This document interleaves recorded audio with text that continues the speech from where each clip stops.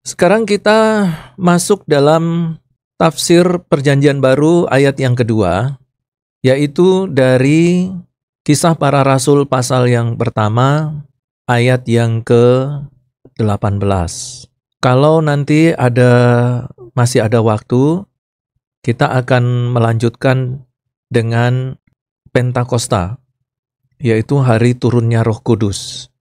Nah, dua ayat ini seringkali menjadi perdebatan. Yang pertama, perdebatan berkaitan dengan apakah betul Alkitab itu adalah firman Allah. Dan ayat yang kedua, bagian yang kedua, yaitu tentang turunnya Roh Kudus, biasanya yang menjadi topik diskusinya adalah bahasa roh. Nah, tetapi kita sekarang akan melihat untuk yang pertama dulu dari Kisah Para Rasul 1 ayat yang ke-18. Ayat ini berbunyi demikian, Yudas ini telah membeli sebidang tanah dengan upah kejahatannya. Lalu ia jatuh tertelungkup dan perutnya terbelah, sehingga semua isi perutnya tertumpah keluar. Dan kemudian ayat 19, hal itu diketahui oleh semua penduduk Yerusalem, sehingga tanah itu mereka sebut dalam bahasa mereka sendiri Hakaldama, artinya tanah darah. Ya, jadi kita melihat di sini ada peristiwa yang diungkapkan di dalam Kisah Para Rasul 1 ayat 18, yaitu tentang kematian Yudas. Nah, untuk kematian Yudas sendiri sebenarnya tidak perlu dibahas terlalu panjang lebar. Karena ya, seperti itulah cara kematian Yudas Iskariot yang terkenal dengan sebutan pengkhianat. Murid yang mengkhianati Yesus. Tetapi ternyata di dalam diskusi-diskusi apologet, Yudas dalam cara kematiannya itu tidak menjadi sorotan utama tentang diskusi ini. Tetapi yang disoroti adalah apakah Alkitab itu adalah betul-betul firman Tuhan yang tidak salah. Karena kita tahu bahwa Alkitab adalah kitab sucinya orang Kristen. Nah, sebagai kitab suci, maka Alkitab ini harus memiliki kualifikasi tidak bersalah, tidak ada kesalahan. Nah, berkaitan dengan kualifikasi sebagai kitab suci yang tidak boleh ada kesalahan. Nah, di sini orang-orang di luar masyarakat Kristen itu melihat bahwa di dalam Alkitab itu banyak kesalahan-kesalahan. Dan itu membuktikan bahwa Alkitab itu bukan turun dari Allah, bukan datang dari Allah, tetapi hanya tulisan-tulisan yang ditulis oleh manusia biasa. Nah, di mana letak kesalahannya? Nah, ternyata bahwa di dalam Matius pasal yang ke-27 ayat 5, silakan dibuka Alkitabnya. Nah, dalam Matius 27 ayat yang ke-5, di situ dikatakan, maka ia pun, nah di sini adalah Yudas Iskariot. Maka Yudas Iskariot pun melemparkan uang perak itu ke dalam bait suci. Lalu pergi dari situ dan menggantung diri. Nah, di sini kita melihat bahwa di dalam Matius 27 ayat 5 memberikan keterangan bagaimana caranya Yudas Iskariot mati, yaitu dengan menggantung diri. Ya, kalau kita bicara tentang menggantung diri, itu berarti membunuh dirinya sendiri. Bunuh diri ya. Lalu kemudian kita lihat di Kisah Para Rasul 1 ayat 18, disebutkan Yudas telah membeli sebidang tanah dengan upah kejahatannya. Pertanyaannya, apakah memang betul Yudas membeli sebidang tanah dengan upahnya? Yudas membeli. Sedangkan kita tahu di dalam Matius 27, ya, semua uang yang Yudas dapatkan itu dikembalikan. Coba kita lihat ya, ayat sebelum ayat yang kelima. Matius pasal yang ke-27. Kita lihat sebelum ayat yang kelima, yaitu ayat yang ketiga. Matius 27 ayat yang ketiga. Pada waktu Yudas yang menyerahkan dia melihat bahwa Yesus telah dijatuhi hukuman mati, menyesallah ia. Lalu ia mengembalikan uang yang 30 perak itu kepada imam-imam kepala dan tua-tua. Jadi uang yang 30 keping perak itu dikembalikan ya kepada imam-imam. Jadi Yudas itu tidak memakai 1 perak pun, sepeser pun tidak dipakai oleh Yudas. Nah, ayat yang keempat, dan berkata, aku telah berdosa karena menyerahkan darah orang yang tak bersalah. Tetapi jawab mereka, apa urusan kami dengan itu? Itu urusanmu sendiri. Maka ia pun melemparkan uang perak itu ke dalam bait suci. Ya, jadi Yudas melemparkan 30 keping perak itu ke dalam bait suci. Dikembalikan uang itu. Dikembalikan. Ya, tetapi kalau kita lihat di dalam Kisah Para Rasul, pasal 1, ayat yang ke-18, Yudas telah membeli sebidang tanah dengan upah kejahatannya. Dan kemudian lalu ia jatuh tertelungkup. Jatuh tertelungkup. Perutnya terbelah sehingga semua isi perutnya tertumpah keluar. Nah, kalau kita perhatikan dalam kedua ayat ini, maka ada seolah-olah yang terjadi yang disebut dengan kontradiksi. Ada seolah-olah terjadi kontradiksi di situ. Nah, apakah memang betul Alkitab itu firman Tuhan? Kalau memang betul firman Tuhan, ya, kalau memang betul firman Tuhan, kenapa ayat yang satu mengatakan Yudas itu mati gantung diri, ayat yang berikutnya mengatakan Yudas itu mati dengan perut terburai, ususnya keluar. Lalu kemudian yang kedua, kenapa yang satu mengatakan Yudas mengembalikan 30 keping perak itu dengan cara melemparkan uang itu ke dalam bait suci? Tetapi di ayat 18 dalam Kisah Rasul pasal 1 mengatakan bahwa Yudas membeli sebidang tanah dari hasil uang kejahatannya. Ya, yang mana yang benar? Dua-duanya ada di dalam kitab suci, tetapi dua-duanya menceritakan dan menggambarkan peristiwa yang berbeda, fakta yang berbeda. Kalau betul Alkitab itu adalah firman Tuhan, kenapa di sini ada kesalahan-kesalahan? Bahkan ini bukan kesalahan yang pertama ya. Ada banyak kontradiksi yang ditemukan orang-orang di luar kekristenan. Nah, mereka melihat bahwa ternyata Alkitab banyak kesalahannya.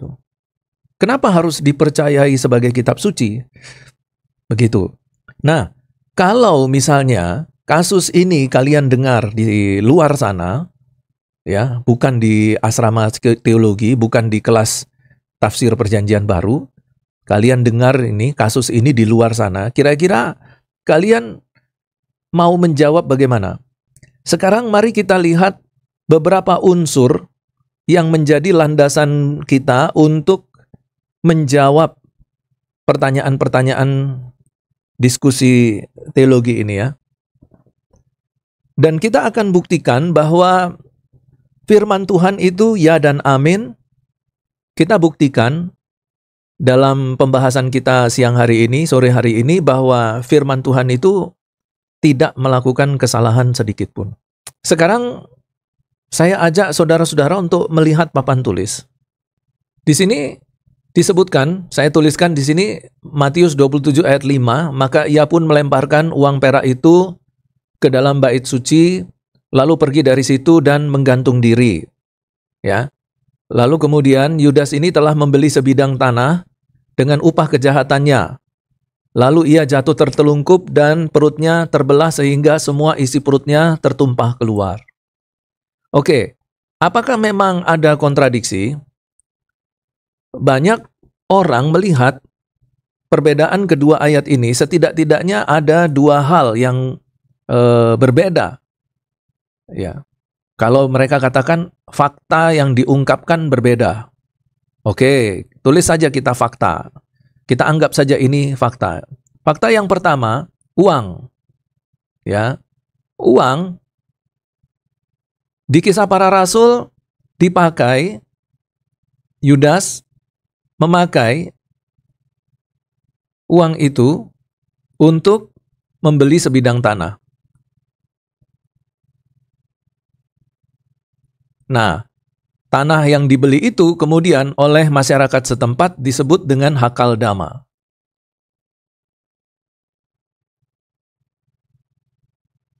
Ya. Tetapi, menurut konteks Matius, pasal yang ke-27, uang ini dikembalikan oleh Yudas. Dia dikembalikan. Bahkan Matius menceritakan bahwa cara mengembalikannya itu dengan cara melempar. Ya. Melempar uang-uang itu ke bait suci.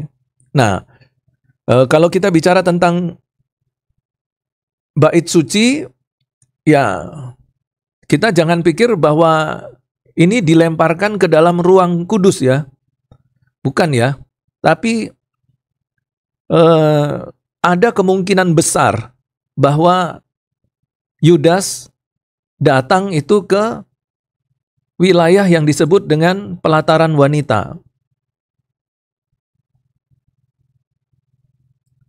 Nah, halaman pelataran wanita itu adalah termasuk bagian dari kompleks bait suci. Jadi kemungkinan besar dilemparkan di sini. Jadi semua 30 keping perak itu tidak dipakai 1 sen pun oleh Yudas. Ya, dikembalikan. Nah, sedikit tentang Yudas, bahwa ternyata menurut kitab Matius pasal yang ke-27, Yudas itu bukan membenci Yesus. Jadi pengkhianatan Yudas itu bukan karena Yudas itu tidak suka pada Yesus, membenci Yesus, tidak. Yudas itu mengasihi Yesus. Yudas itu mencintai Yesus. Nah, motivasi yang paling kuat Yudas melakukan kegiatan pengkhianatan, aktivitas pengkhianatan, itu oleh karena uang. Ya. Nah, jadi begini. Saya pernah membuat satu makalah tentang Yudas Iskariot. Ya, khusus tentang Yudas Iskariot. Dan dari makalah itu, saya mengetahui bahwa ternyata motivasi utama dari Yudas Iskariot adalah uang. Yudas berpikir bahwa Yesus ini adalah Mesias.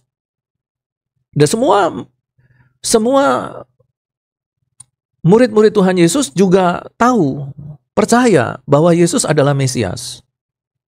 Karena di dalam Matius pasal yang ke-16, di situ dikatakan bahwa Yesus bertanya kepada murid-muridnya, menurut orang-orang siapa aku? Itu tanya Tuhan Yesus kepada murid-murid. Lalu murid-murid katakan, engkau salah seorang nabi. Ada yang mengatakan bahwa engkau adalah Elia. Lalu Tuhan Yesus bertanya lagi kepada murid-muridnya, tetapi menurut kamu, siapa aku? Lalu tampillah Petrus dan mengatakan, engkau adalah Mesias, anak Allah yang hidup. Nah, dari situ saja murid-murid sudah langsung sepakat, yakin bahwa Yesus adalah Mesias, anak Allah yang hidup. Jadi salah satunya murid-murid itu adalah Yudas Iskariot. Dia percaya Yesus itu adalah Mesias. Hanya konsep Mesias yang ada di dalam pikiran para murid adalah bahwa Yesus ini seorang pahlawan politik. Yaitu pahlawan yang nanti akan membawa bangsa Israel menuju kepada perang pemberontakan. Dan dari perang pemberontakan itu mereka akan menang melawan penjajah, yaitu Kekaisaran Romawi. Nah, jadi Yudas Iskariot ini melihat Yesus ini adalah pahlawan hebat. Karena selama mengikut Yesus, Yudas melihat dengan mata kepala sendiri Tuhan Yesus melakukan banyak mujizat, ya, sampai membangkitkan orang mati. Orang lumpuh berjalan, orang buta melihat, berjalan di atas air, ya, menghardik angin ribut. Banyak lagi yang lain. Jadi Yudas itu dalam dirinya yakin bahwa Yesus ini adalah pahlawan, salah satu pemimpin yang akan memimpin pergerakan pemberontakan secara politik. Dan nanti Tuhan Yesus akan menjadi raja. Nah, tetapi masalahnya adalah bahwa sampai saat nanti itu Yudas mau mencium Tuhan Yesus, Yudas dan murid-murid itu tidak melihat gelagat Tuhan Yesus itu akan mengangkat pedang dan memimpin pemberontakan gitu loh. Jadi ada kemungkinan Yudas berpikir Yesus harus dikondisikan dan dipaksa secara halus untuk memimpin pemberontakan. Bagaimana caranya? Ya, dengan cara dia ditangkap. Pada saat Yesus ditangkap dengan kekerasan, maka Yesus akan memberontak. Dan ketika Yesus memberontak, maka dia akan memulai memimpin pergerakan pemberontakan dan akan memimpin perang sebagai Mesias. Di sisi lain, dalam kesempatan itu, Yudas juga ingin mencari peluang untuk mendapatkan uang. Jadi dia akan menjual informasi kepada pemimpin-pemimpin agama, ahli Taurat, orang Farisi, menjual informasi di mana Yesus berada. Nah, penjualan informasi itu dihargai 30 keping perak. Jadi Yudas berpikir bahwa dia akan mendapatkan dua hal yang penting. Yang pertama, sebagai murid Yesus, dia akan mengkondisikan Yesus untuk memberontak. Yang kedua, dari situ dia bisa mendapatkan uang. Tetapi di ayat yang ke-27 di pasal yang ke-27 dalam kitab Matius, kita melihat bahwa apa yang semua dibayangkan atau dirancangkan oleh Yudas Iskariot ternyata luput semuanya, tidak kena. Ya, dalam Matius 27 tadi kita baca ayat yang ketiga. Pada waktu Yudas yang menyerahkan dia melihat bahwa Yesus telah dijatuhi hukuman mati, menyesalah ia. Karena ketika Yesus dijatuhi hukuman mati, Yesus tidak memberontak, maka semua rencananya dia, proyeknya Yudas itu, proyek pribadinya itu gagal karena Yesus sudah dijatuhi hukuman mati dan Yesus tidak menolak, tidak melakukan naik banding seperti ketika Paulus ada di pengadilan. Paulus naik banding kepada kaisar. Yesus enggak. Yesus diam aja ketika dijatuhi hukuman mati, maka menyesalah Yudas. Jadi penyesalan ini itu penyesalan yang luar biasa. Sungguh-sungguh penyesalan. Ya, kenapa dia menyesal? Karena sebenarnya di dalam lubuk hatinya dia mengasihi dan mencintai Yesus. Tetapi semua program dia itu gagal karena ternyata itu bukan programnya Allah. Itu program pribadi dia. Termasuk juga program untuk korupsi, mencari uang, dan juga program pengkhianatan. Ya, nah, dia menyesal, dan bukti dari penyesalan itu, dia tidak mau pakai sepeser pun uang yang menyebabkan Yesus dihukum mati. Dia kembalikan itu sebagai bentuk penyesalan. Tetapi penyesalan Yudas Iskariot tidak dilanjutkan. Ya, kalau Simon Petrus menyangkali Yesus 3 kali, dia menyesal dan penyesalan itu dilanjutkan untuk berbalik dan kembali kepada Yesus. Tetapi Yudas tidak. Dia menyesal mengembalikan uang 30 perak itu dan kemudian menggantung diri. Nah, jadi kita lihat di sini, jangan sampai kita keliru ya, kita melihat bahwa Yudas itu orang yang jahat sekali gitu ya. Maksudnya jahat tidak ada baiknya, itu keliru ya. Di sini kita lihat bahwa sebenarnya Yudas itu mengasihi Yesus. Dan juga Tuhan Yesus mengasihi Yudas. Tuhan Yesus tahu enggak kalau Yudas itu akan mengkhianati dia? Tahu. Tetapi justru di situ Yudas dipanggil untuk jadi muridnya. supaya Tuhan Yesus bisa dekat dengan Yudas, dan dalam 3 tahun Yudas menjadi murid Yesus, maka Yudas itu sebenarnya sudah dilayani Tuhan Yesus, supaya kalau bisa dia jangan jadi pengkhianat, jangan mengkhianati Yesus. Jadi dari sisi Tuhan Yesus, bukan membiarkan Yudas tetap dalam kejahatannya dan kemudian akhirnya Yudas mengkhianati gitu. Enggak. Tuhan Yesus melayani Yudas. Tuhan Yesus mengasihi Yudas. Tuhan Yesus melayani Yudas. Tapi kita tahu, cerita di akhir, Yudas menetapkan hati untuk membocorkan informasi di mana Tuhan Yesus berada. Ya, dan itu dianggap dan dilihat sebagai pengkhianatan. Nah, di sisi Yudas, kalau di sisi Yesus seperti itu, di sisi Yudas juga mengasihi Yesus sebenarnya. Jadi kalau dia itu mencium Yesus di Taman Getsemani, itu bukan karena Yudas itu benci Yesus, bukan. Bukan ya. Nah, kita itu harus menghilangkan persepsi negatif yang seperti itu. Sekalipun Yudas di dalam penyesalannya itu dia tidak bertobat seperti Petrus. Itu yang menyebabkan dia melakukan kesalahan fatal. Begitu ya. Nah, oke, itu tentang Yudas Iskariot. Nah, sekarang kita kembali lagi ke dalam pembahasan kita. Kalau kita melihat di dalam catatan kita bahwa Yudas melemparkan uang, mengembalikan uang menurut konteks Matius. Tetapi menurut konteks Kisah Para Rasul, Yudas membeli sebidang tanah. Jadi uang 30 keping perak itu dipakai Yudas untuk membeli sebidang tanah.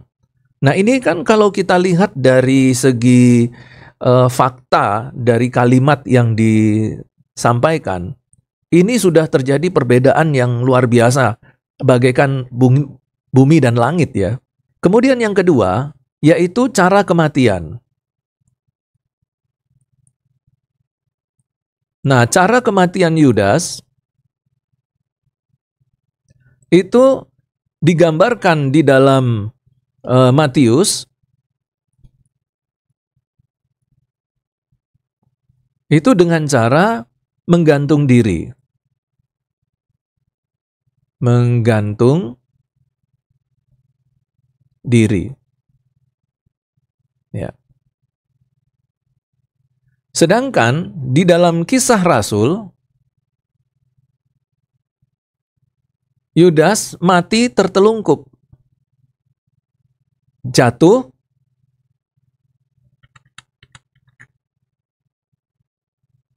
tertelungkup, dan kemudian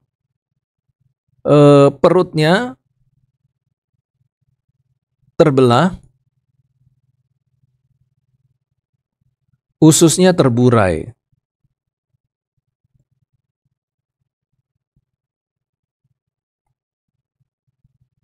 Nah, jadi di sini kita lihat bahwa ada dua hal yang berbeda sekali, yaitu berkaitan dengan uang dan cara kematian. Nah, orang-orang di luar kekristenan mengatakan, lihat, Alkitab itu bukan firman Tuhan. Lihat itu, kesalahan yang ditemukan sangat jelas sekali. Ya, antara penulis kitab yang satu dengan penulis kitab yang lain itu berbeda pendapat. Dan dua-duanya adalah rasul. Yang pertama adalah Rasul Matius, salah satu dari 12 murid Yesus. Dan yang satu, bukan rasul ya. Tetapi asisten rasul ya. Ini saya kasih asisten rasul. Ya, siapa ini asisten rasul? Lukas.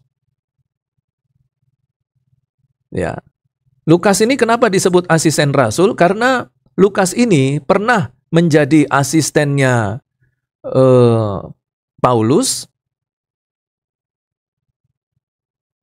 Dan kedua, di bagian terakhir, dia memisahkan diri dengan Paulus, kemudian bergabung dengan Petrus. Ya. Dan Lukas mendapatkan cerita-cerita ini dari Petrus terutama, ya. Kisah-kisah Tuhan Yesus ini Lukas dapatkan langsung dari Petrus. Dan kalau kita lihat konteks dalam Kisah Para Rasul, ya, kita lihat dalam konteks dalam Kisah Para Rasul bahwa Petruslah yang memimpin murid-murid. Dan ini sebenarnya penggenapan dari apa yang dikatakan Tuhan Yesus, kamu adalah batu karang. Bahwa di atas kamu, di atas batu karang ini, aku akan mendirikan jemaatku. Ya, di situ akan didirikan jemaat Tuhan melalui Petrus. Jadi, informasi yang didapatkan oleh Lukas adalah informasi yang sangat akurat. Dan Lukas di sini menulis dalam kapasitas dia sebagai seorang tabib yang hidup dengan penuh ketelitian. Ya, tabib itu hidupnya disiplin, teliti, ya, kemudian kritis. Jadi kalau dia menulis itu tulisannya itu betul-betul tulisan yang kalau kita bilang sekarang itu sangat ilmiah sekali. Ya, dia nggak mau itu kalau menulis sesuatu yang berkaitan dengan asumsi, ya, kemudian kemungkinan-kemungkinan, ya, itu dijauhkan itu dari pikiran Lukas itu. Ya, dia selalu berpikir logis, dia berpikir kritis, ya, dia berpikir sistematis. Kenapa? Karena dia seorang tabib, seorang dokter. Jadi kalau kita lihat siapa penulisnya, orang-orang hebat, ya, orang-orang yang dipakai Tuhan. Tetapi kenapa beda? Nah, itulah kalian percaya Alkitab itu firman Tuhan. Tapi lihat ini, ya, Alkitab penuh dengan kesalahan, kata mereka. Untuk menjawab itu, ada 3 hal yang harus kita perhatikan sebagai dasar untuk menjawab persoalan ini. Yang pertama adalah tentang penginspirasian kitab suci. Yang kedua, tentang studi konteks. Ya, kalau kita bicara studi konteks, itu nanti kita akan bicara tentang pendekatan eksegese dengan menggunakan metode-metode hermeneutik. Dan yang ketiga, yaitu problematika sinopsis. Kita mulai dulu dengan penginspirasian kitab suci. Kalau kita bicara tentang penginspirasian kitab suci, maka kita bicara tentang pribadi Roh Kudus, si pemberi inspirasi. Nah, dalam kesamaan ini, maka tidak akan terjadi yang namanya kontradiksi. Rasul Matius. Ini maksudnya Matius ya yang dari tadi nih ya. Ya, jadi sudah semangat-semangat salah lagi ya. Ya, jadi Roh Kudus memberikan inspirasi kepada Matius, Roh Kudus memberikan inspirasi kepada Lukas. Nah, sama-sama penginspirasiannya, tidak ada kontradiksinya seharusnya, karena yang memberikan inspirasi adalah Roh Kudus. Nah, di sini kita melihat bahwa ada bagian yang kedua berkaitan dengan penginspirasian kitab suci, yaitu bahwa Roh Kudus memberikan kebebasan. Kebebasan ekspresi. Nah, di dalam kebebasan ekspresi ini, maka yang pertama, bahwa Roh Kudus memberikan kebebasan Matius dan Lukas sebagai penulis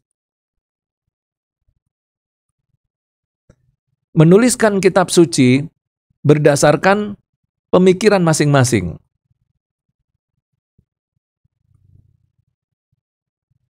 Pemikiran masing-masing. Kemudian yang kedua, dalam kebebasan ekspresi ini, penulis itu dipengaruhi oleh latar belakang hidupnya. Ya, dipengaruhi oleh latar belakang hidup. Kemudian yang ketiga, kebebasan ekspresi dalam penulisan kitab suci, sekalipun itu diinspirasikan oleh Roh Kudus, ya, Matius dan Lukas itu menuliskan berdasarkan informasi sudut pandang.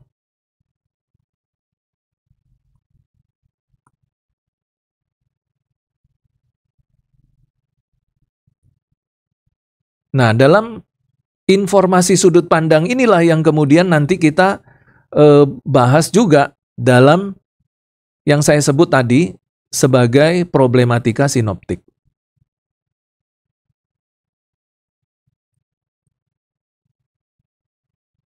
Sinoptik. Ya, oke. Jadi dari sini sudah mulai terlihat ya, kira-kira kemana arah yang pembahasan yang akan saya bawa ini. Jadi di sini kita lihat bahwa penulis menuliskan bukan kata per kata dari Roh Kudus. Roh Kudus memberi inspirasi, kemudian Matius dan juga Lukas dalam kemampuan berpikirnya itu, mereka kemudian menuliskan dalam kapasitas kemampuan berpikir mereka. Maka jadilah Matius 27 dan Lukas pasal 1. Kemudian yang kedua, juga mereka dipengaruhi oleh latar belakang. Ya, Matius mendapatkan informasi segala-galanya itu dari mengikut Yesus, sedangkan Lukas dia mendapatkan informasi dari Simon Petrus, kebanyakan dari Simon Petrus. Karena itu ketika Lukas mendapatkan informasi dari Simon Petrus berbicara tentang kematian Yudas Iskariot. Maka kematian Yudas Iskariot itu kemungkinan besar dituliskan oleh Lukas berdasarkan sudut pandang Petrus. Nah, kita tahu bahwa Petrus ini adalah orang yang tidak suka bertele-tele, ya, orang yang saklek, dan Petrus menyampaikan itu kepada Lukas, dan sebagai dokter, kemudian Lukas mencatat dengan teliti cara kematiannya, yaitu dengan jatuh, lalu perutnya terburai, lalu keluarlah seluruh usus-ususnya itu.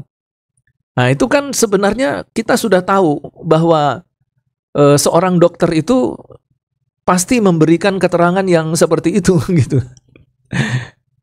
Ya. Post mortem itu ya. Nah, jadi itu adalah analisa post mortem dari seorang dokter. Ya, cara kematian seseorang itu dijelaskan dengan terperinci.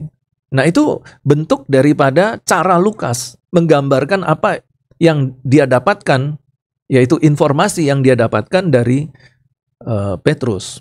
Kemudian tertuanglah itu ke dalam Kisah Para Rasul 1 ayat 18. Nah, kemudian itu dari segi inspirasi ya. Dan semuanya itu diinspirasikan oleh Roh Kudus dan itu tidak bertentangan. Kemudian yang kedua, ini saya pakai warna yang berbeda, warna biru ya. Ini tentang studi konteks. Nah, pada saat kita melihat perbedaan ini, kita harus belajar, mempelajari, menganalisanya dengan pendekatan studi konteks. Baik itu konteks jauh maupun konteks dekat. Nah, dalam pendekatan studi konteks ini ada beberapa hal yang ingin saya sampaikan. Yang pertama, bahwa betul Yudas, sini saya tulis, Yudas mati dengan gantung diri.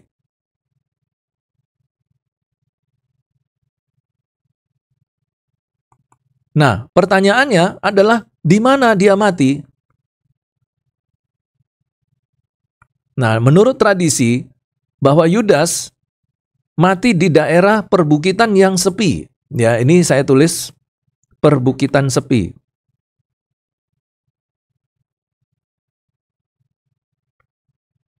Jadi kalau orang mati dengan gantung diri itu tidak mungkin di tempat ramai ya, misalnya di pasar,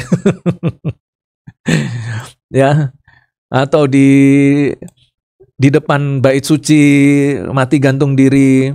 Nah, itu kalau dia digantung oleh pemerintah itu ya, dihukum mati gitu, digantung ya, itu pasti disaksikan orang banyak. Tapi kalau bunuh diri ya dia harus sembunyi-sembunyi gitu ya. Nah, kemudian yang kedua, bahwa apa yang dilakukan Yudas itu dianggap sebagai pemurtatan, aktivitas orang-orang yang murtad. Kenapa? Ya, menurut konteks, orang-orang Farisi dan orang-orang Yahudi, orang-orang Farisi, ahli Taurat dan pemimpin agama melihat bahwa apa yang dilakukan oleh Yudas itu kejahatan yang luar biasa karena dia mengkhianati seorang guru.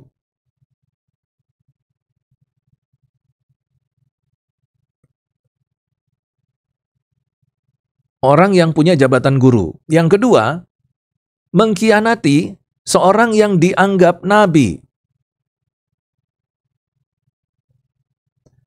Ya. Kemudian yang ketiga, mengkhianati orang yang diurapi Tuhan. Ya, sekalipun ahli Taurat dan orang-orang Farisi itu tidak suka dengan Tuhan Yesus, membenci Yesus, tapi mereka secara diam-diam dan tidak diungkapkan dengan kata-kata, mereka tetap mengakui Yesus itu guru, nabi, dan orang yang diurapi Tuhan. Karena itu apa yang dilakukan oleh Yudas bagi pemimpin agama itu sesuatu yang mengerikan sekali. Satu aktivitas pemurtatan dengan cara pengkhianatan. Nah, oleh karena itu, Yudas, karena aktivitas pemurtatan yang dilakukan oleh Yudas, maka di sini akibatnya Yudas ditolak sebagai orang Yahudi. Nah, penolakan Yudas sebagai orang Yahudi itu dibuktikan dengan cara pada waktu dia dikuburkan. Pada waktu Yudas dikuburkan di tanah asing. Jadi, orang-orang Yahudi itu tidak rela tanah perjanjian itu dipakai untuk menguburkan Yudas karena kejahatannya. Makanya dia dikuburkan di tanah orang yang dipakai untuk menguburkan orang-orang asing, yaitu orang-orang yang bukan Yahudi, yang disebut dengan tanah Hakaldama. Oke. Sampai di sini sudah semakin terang benderang ya. Jadi itulah yang menyebabkan kenapa uang 30 keping perak itu tidak dimasukkan kembali ke dalam bait suci karena dianggap uang najis. Jadi uang 30 keping perak itu uang najis dan uang itu kemudian dipakai untuk membeli tanah asing. Jadi ini uang 30 keping uang perak itu dipakai untuk membeli tanah pekuburan, tanah asing, yang nanti dipakai untuk menguburkan orang-orang non-Yahudi. Itu tidak boleh dicampur ya, kuburan orang non-Yahudi dengan kuburan orang Yahudi itu nggak boleh dicampur. Jadi tanah haram itu, uang haram ini dipakai untuk membeli tanah haram, tanah asing, yang kemudian disebut dengan tanah darah ya, Hakaldama. Cara membeli tanah itu, yaitu yang pertama, bahwa dilakukan oleh para pemimpin, ya pemimpin agama. Jadi pemimpin agama memakai uang 30 keping itu untuk membeli tanah. Tapi tentunya ini dalam tanda petik dengan diam-diam ya. Dengan diam-diam. Karena mereka tidak mau orang banyak, ya masyarakat Yahudi, tahu apa yang mereka lakukan untuk Yesus. Jadi konspirasi jahatnya pemimpin-pemimpin agama ini, ya ini konspirasi. Konspirasinya pemimpin-pemimpin agama dilakukan dengan diam-diam. Dan 30 keping perak ini dipakai pemimpin agama itu untuk membeli tanah asing. Ya, untuk kuburan orang-orang asing. Nah, kemudian oleh Simon Petrus, nah ini makanya inilah studi konteks ya. Ini cara belajar studi konteks. Petrus di sini melihat bahwa ini seperti ya seperti dalam tanda petik Yudas membeli tanah.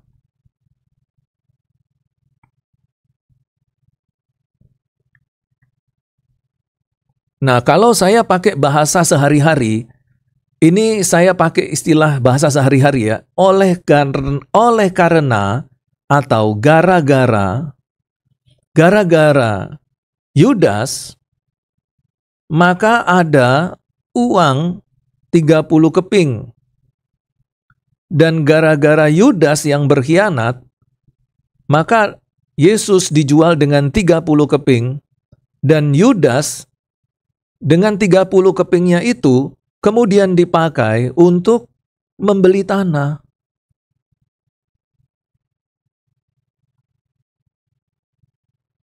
Ya, membeli tanah. Nah, jadi ditariklah kesimpulan bahwa oleh karena Yudas dengan seluruh kelakuannya sehingga membuat Yesus dijual 30 keping, akhirnya dengan uang itu orang-orang membeli tanah yang disebut dengan Hakaldama. Jadi kemudian dipersingkat kalimatnya, akhirnya disebut sebagai Yudas membeli tanah. Misalnya, contoh, saya punya uang 150.000. Lalu saya punya pegawai. Lalu pegawai saya bilang, saya mau beli alat untuk membuat kue. Saya mau beli mixer pembuat kue. Ini ada 150.000. Tolong ya, kamu belikan. Nah, pada saat orang itu membeli alat adonan kue, maka kalimatnya gimana? Bahwa orang itu membeli adonan kue. Ya, pegawai membeli adonan kue. Tapi sekarang pertanyaan saya, uang yang dipakai oleh pegawai, uangnya siapa? Uang saya. Mesin adonan kue, pengaduk kue, mesin pengaduk adonan kue, itu punya siapa? Punya saya. Tapi bukan saya yang beli. Pegawai saya yang beli. Sekalipun pegawai saya yang beli, itu bukan punya pegawai, punya saya. Boleh enggak dikatakan, saya membeli alat pengaduk adonan kue? Saya membeli alat pengaduk adonan kue. Siapa yang beli? Pegawai. Nah, jadi seperti itu. Sekalipun Yudas tidak membeli secara langsung, tapi uang yang Yudas dapatkan dari menjual Yesus, itu dibelikan oleh orang-orang lain dengan membeli tanah asing. Transaksi pembelian itu bisa dipakai dengan kalimat Yudas membeli tanah. Walaupun sama sekali tidak ada aktivitas secara fisik Yudas membeli tanah, tidak ada. Yang membeli tanah itu adalah pemimpin agama. Tapi sekalipun demikian dapat dikatakan bahwa Yudas membeli tanah. Nah, analoginya ya seperti tadi. Saya membeli alat adonan kue, tetapi yang beli bukan saya, orang lain. Begitu. Nah, jadi dengan demikian kita dapat melihat bahwa ternyata tidak ada sama sekali kontradiksi, baik dengan apa yang dimaksud dan dituliskan oleh Matius maupun oleh Lukas. Nah, seperti itu studi konteks dan studi latar belakang. Nah, kemudian yang ketiga adalah problematika sinoptik. Nah, ini yang tadi saya sebutkan ya, bahwa informasi dari sudut pandang berbeda antara Matius dengan Lukas, itulah yang membuat hasil penulisannya itu seolah-olah berbeda, sekalipun sebenarnya itu sama. Lalu kemudian yang kedua adalah berkaitan dengan kematian. Ini cara kematian. Bagaimana kok cara kematiannya juga berbeda? Oke, masalah uang kita sudah tahu. Tetapi bagaimana dengan kematian? Nah, di sini ya. Yang pertama, kita harus tahu bahwa Yudas ini sudah ditolak sebagai orang Yahudi. Ya, karena Yudas ini ditolak sebagai orang Yahudi, maka status Yudas adalah sebagai orang najis. Kenapa dia disebut sebagai orang najis? najis karena dia adalah orang asing. Nah, orang najis ini juga disebut sebagai orang kafir. Makanya kalau orang Yahudi berhubungan dengan orang kafir, maka dia akan disebut sebagai orang najis menurut peraturan hukum Taurat. Jadi, ketika Yudas mengkhianati Yesus, Yudas ditolak sebagai orang Yahudi, dia menjadi orang kafir. Nah, Yudas itu berarti bahwa kematian Yudas adalah kematian sebagai orang kafir. Nah, pada saat dia mati sebagai orang kafir, karena dia mati, kematiannya ini adalah dengan cara gantung diri, maka tidak ada orang yang tahu. Ya, tidak ada orang yang tahu. Dia menggantungkan diri. Karena dia menggantungkan diri itu di tempat yang asing, di tempat yang sepi, oleh karena itu mayatnya itu ditemukan beberapa waktu kemudian. Jadi mayatnya ini ditemukan beberapa waktu kemudian, sehingga ketika mayatnya ini ditemukan beberapa waktu kemudian, mayatnya ini sudah membusuk. Nah, ketika mereka menemukan ada seseorang yang menggantungkan diri dalam keadaan sudah membusuk, yang pertama adalah bahwa mereka tidak berani menyentuh mayat. Ini kalau menyentuh mayat, mereka akan menjadi najis. Mereka juga tidak mau menyentuh menyentuh Yudas. Karena Yudas menggantung diri, mereka tidak mau menyentuh Yudas. Kenapa? Karena Yudas sudah dianggap kafir. Karena itu, cara yang terbaik adalah dengan cara memotong. Ya, jadi ini cara mengevakuasi ya. Jadi saya tulis di garis yang baru, poin yang baru, cara evakuasinya ya dengan cara seperti apa? Yaitu dengan cara memotong tali tanpa menyentuh mayat. Karena memotong tali, maka akhirnya mayat terjatuh. Mayat terjatuh. Karena mayat terjatuh, perutnya hancur dan usus keluar. Iya. Jadi kira-kira seperti itu penjelasannya. Kita sudah kelewatan ya. Tunggu sedikit ya. Jadi seperti itu. Dan dengan cara seperti itu, maka kita dapat melihat bahwa sebenarnya tidak ada kontradiksi. Begitu kira-kira. Jadi itulah cara kita menafsirkan untuk Kisah Para Rasul 1 ayat 18. Dan dengan demikian, maka kita dapat menjawab semua pertanyaan-pertanyaan yang muncul di dalam diskusi-diskusi apologet. Kira-kira demikian, kiranya ini bisa menjadi berkat.